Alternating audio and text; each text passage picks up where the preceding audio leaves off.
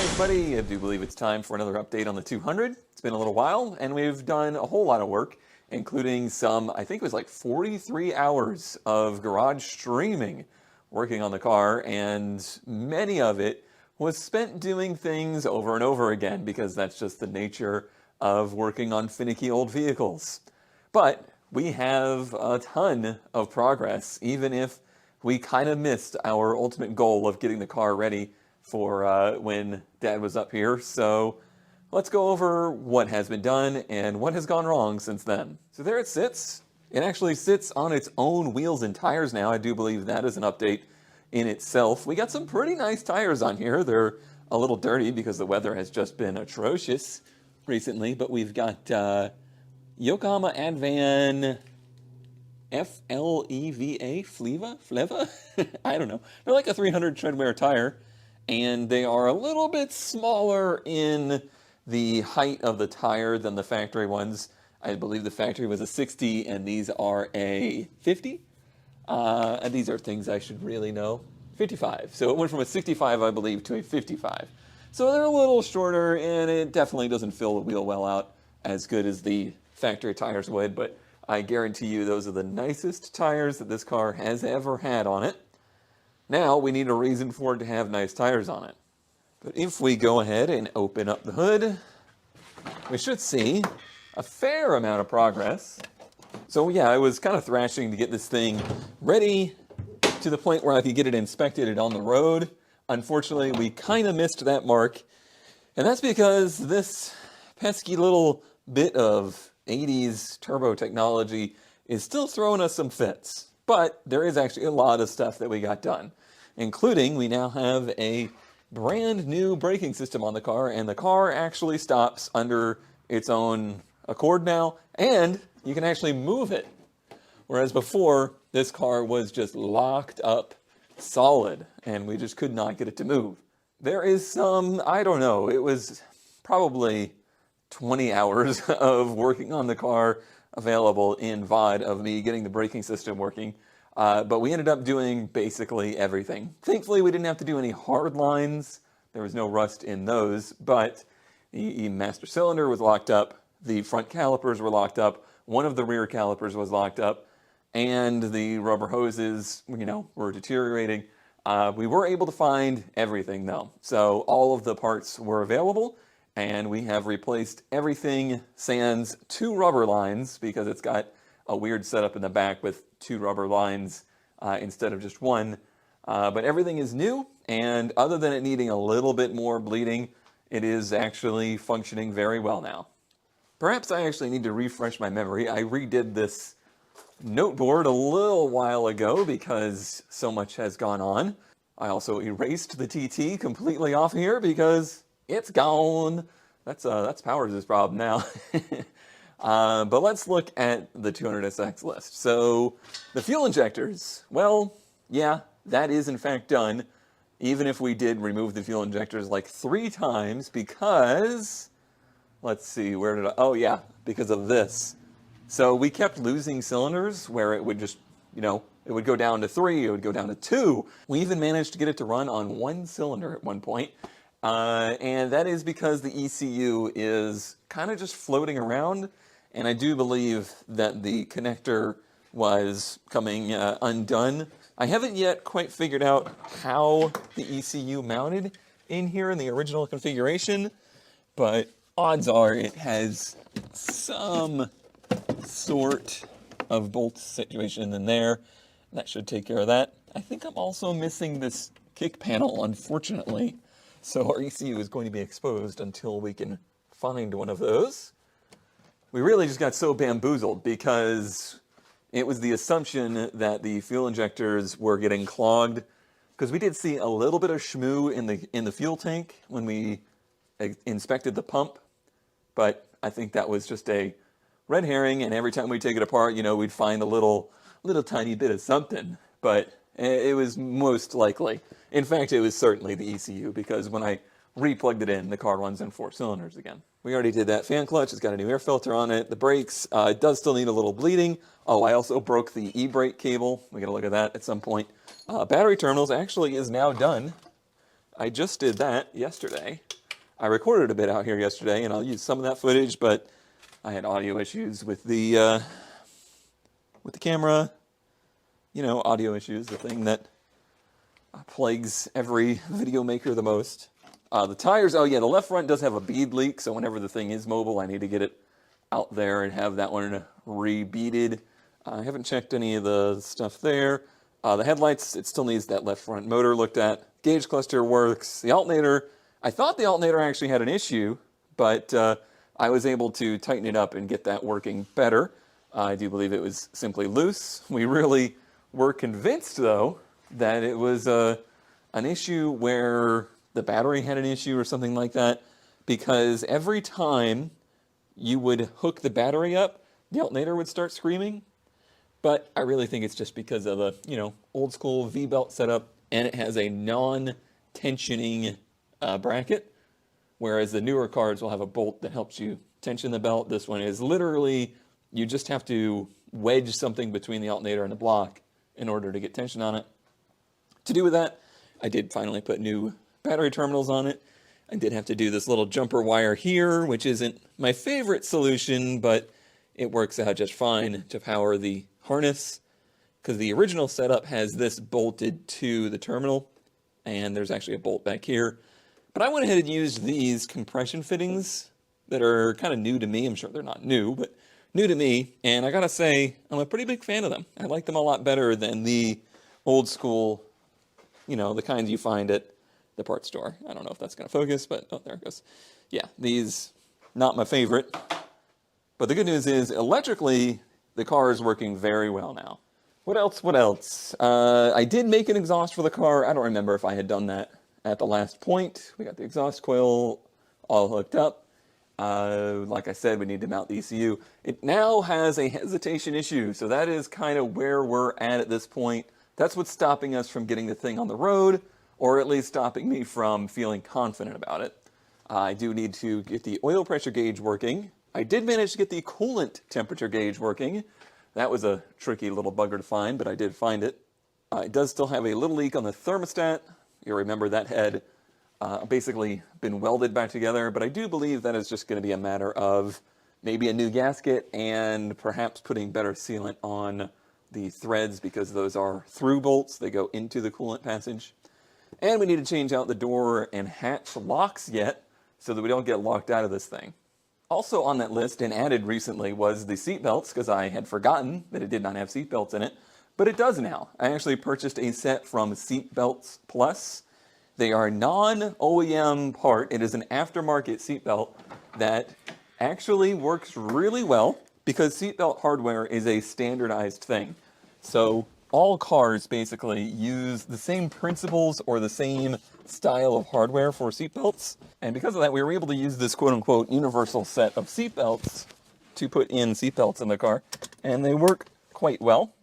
And in fact, they actually look pretty OEM. I think you would be hard-pressed to realize that these are not the real, you know, original seatbelts for the car. This is the design that I went for. It's kind of got an 80s look to it. I feel like it's close enough, and they will work to give us the limited amount of safety that this car had to it. Still a bunch of interior parts that need to be put back together. Still need somebody to find me a glove box or glove box latch. I'll give you bonus points for finding that. We now have a security light that blinks anytime I open the door, because under this seat there's a security computer for the OEM radio. Whatever. I do have a radio for it. Community member Squeaks sent me a MR2 radio that I think will work out just fine. This needs to be, you know, it needs to have a panel mounted in there, but we don't care about any of that. We need to get the car running. So here's a clip of the car running down the driveway yesterday, and basically is the best we've gotten out of it so far.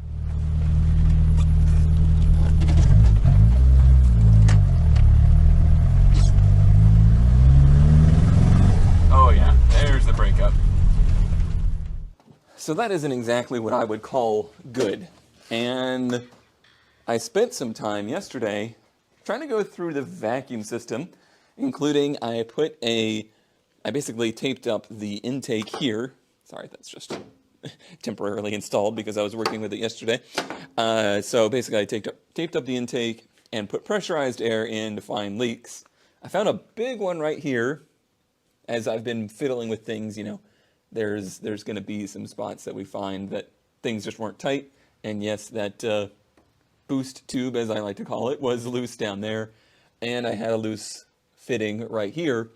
But those are the only things we could find. And the only, I guess, result that we had is that the gauge cluster will now read flashing between 0 and -5 vacuum. That's still not right. That's still not good. I still don't know that I can trust the factory gauge cluster for this information either. And I don't know if that's necessarily our problem. Vacuum leaks are never good, but this doesn't have the symptoms necessarily of a vacuum leak issue. It's kind of giving me the fuel pressure issue kind of vibes, if you will. And there's only one way to check that, and that's to put a fuel pressure gauge on there, which we have done previously, but only ever at idle. And the car idles beautifully now. In fact, let me go ahead. This car has been sitting since yesterday. I have not touched it since. Let me go ahead and show you just how well the car starts up and idles at this point. It's really impressive, and it is the most encouraging thing that we have going right now. Before I start it, actually, let me come up here. So you hear that noise that it's making? That is an electronic vacuum pump that this car has as a supplementary source of vacuum, probably because this engine's so low compression that they worried it wouldn't have enough vacuum at idle. This pulls air, and it pulls on the cruise control system. I have looked through that system as much as possible and cannot find leaks in it. However, it also tees off into the brake booster line and into the engine. So if there is any leaks in this car, in this engine, that vacuum pump is going to run all the time. That's actually not what it should be doing. It should pull vacuum and then turn off. And let me prove that to you. All right, so this little guy here comes off and goes down into that. Actually, I could have just left it running, but let me show you what that should sound like. Still aware. You can hear it's leaking from this hose.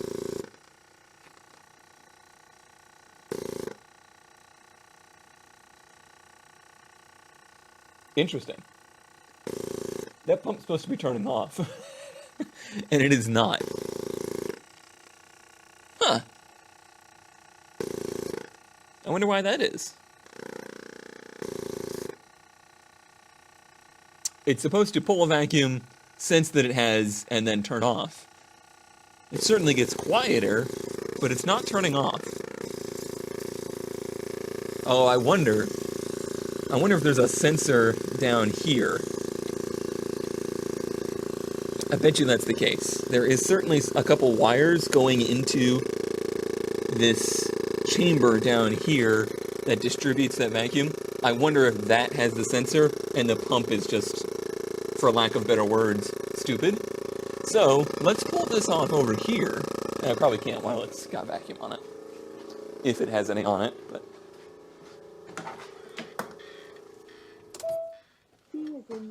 still aware. Oh, I didn't close the door, so it's going to be yelling at me the whole time.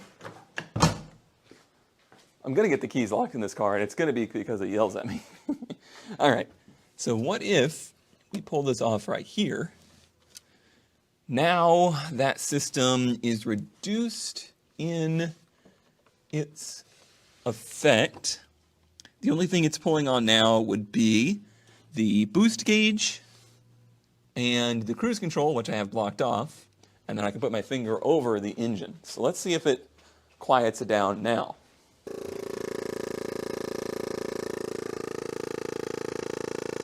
Yes. Did you hear how it shut off? It should do this, where it kind of builds a vacuum, and shuts off. Now, it's not perfect, obviously, because it's still turning off, but it's totally different than when you have it plugged into the entire engine.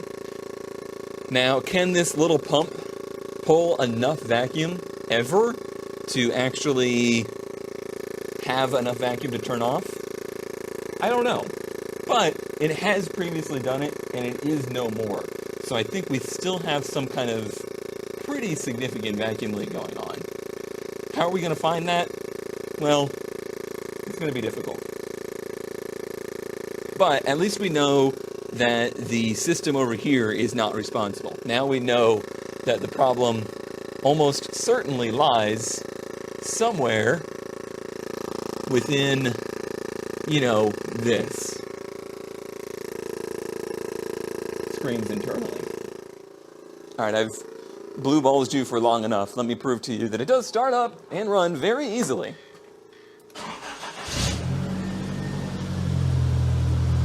Like a dream. No, seriously, like a dream.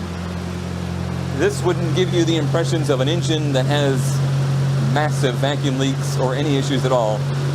It's currently in cold idle, but it will idle right down once it gets out of that. I'm going to not let it get super hot. Alright, well, look as I may, look as I might. I could not find a vacuum leak tonight. There's probably one in here, but I can't lay my eyes on it at the moment. For it to be something that was major enough for the engine to not want to run right under power seems unlikely. The one bit of kind of good information that we got is that it's not bad enough that it doesn't make boost, because on one little pull that I did through the driveway, it actually built the quote-unquote full amount of boost, so it can't be too outrageous.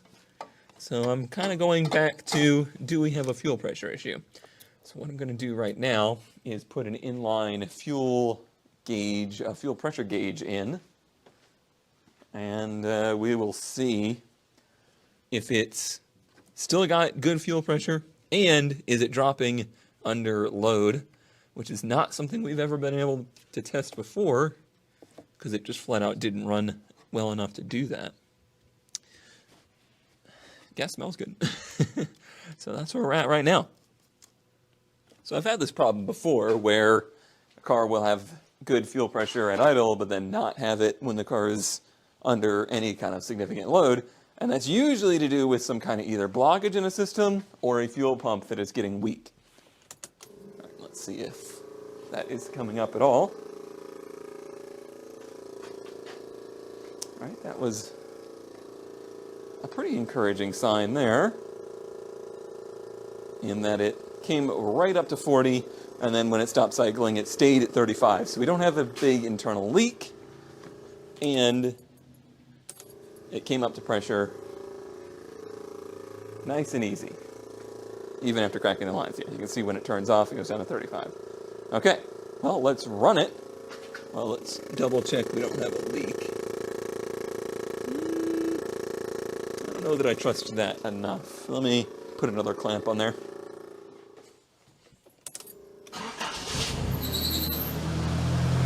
Don't mess with me, alternator belt. Alright, how are we looking? Holding steady at 30. That actually does seem low. I do believe that is lower than it should be. I think it should be at 40 under full normal running conditions. My very makeshift exhaust system doesn't sound too bad, I gotta say, considering it's made out of a bunch of scrap pipe and a cherry bomb that I stole off the old ramp truck's exhaust. Alright, there is regular idle, and it did go up. Now, let's see.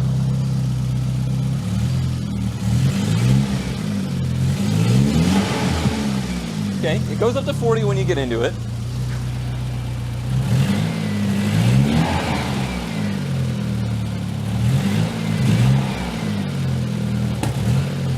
Did you hear that backfire through the intake? Gosh, it really makes me wonder if we still got something screwy going on with the timing, but I've checked and rechecked timing. But a lean pop back through the intake is, yeah, that's pretty bizarre. I bought this little guy for helping me bleed brake systems. You can pull a vacuum and it can give pressure. I'm wondering, can I just hook this up? I don't have an actual vacuum gauge, so I'm going to try and hook this up and see if I can read a vacuum. Doing it off of something non-essential like the charcoal canister would be good. And the answer there is no. I have zero vacuum.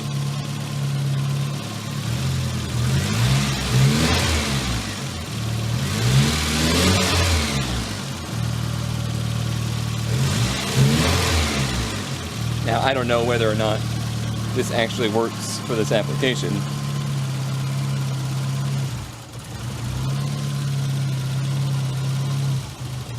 It's interesting that if I pull a vacuum, I can stall it. What I really want to do now is be able to see the gauge, but I don't think I can do that. Interesting, though. What I do, bust this thing out or something? No? It won't do it anymore. Did we split the hose? Oh, I bet we split the hose.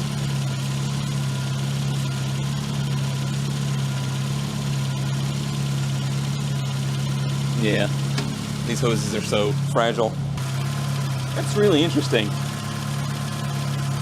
That I was able to do that before, and now all of a sudden I can't. As hard as I pull, nothing happens. But it's also pretty damning that I can pull a vacuum line and there's no change in the engine. There's got to be something major. But I feel pretty confident about fuel pressure now.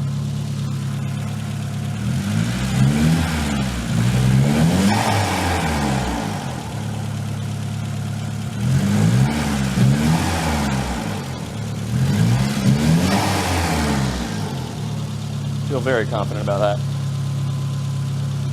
Okay, the search continues. That might in fact be my entire stream tomorrow, is finding this vacuum leak. Here's an interesting change. It's actually correctly pulling vacuum now. Or at least the gauge is right. I guess we might be going for a little rainy drive here. This is never been seen before. See how it says about -5 and it's about all the way to the left? It has never done that before. Okay, time for a drive. Yeah, I didn't think that was gonna work. Oh, it went. Okay, well that's something. Focus.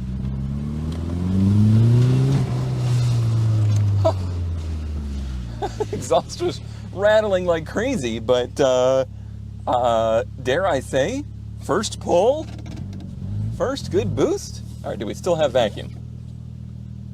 Yep.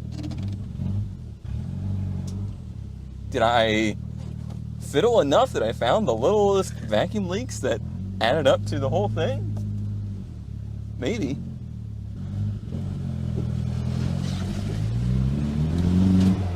Okay, well, I don't know if that was breaking up or wheel spin.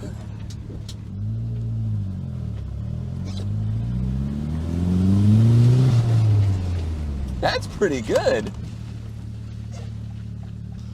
Oh, I don't have my cell phone on me? I wish I did so I could take a picture of how this is set up. I'll have to replicate it for you. Give myself a clear windshield.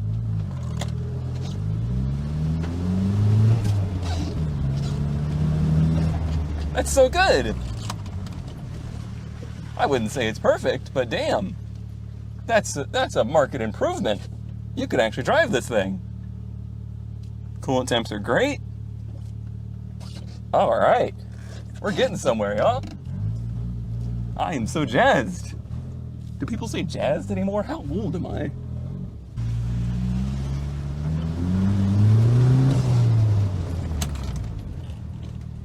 gotta say, it's a little quicker than I gave it any expectations for. Nice! And I roll back into the garage just in time to see a crash at the Indy 500. There's a car sliding on its roof. Still, yep, everything's fine.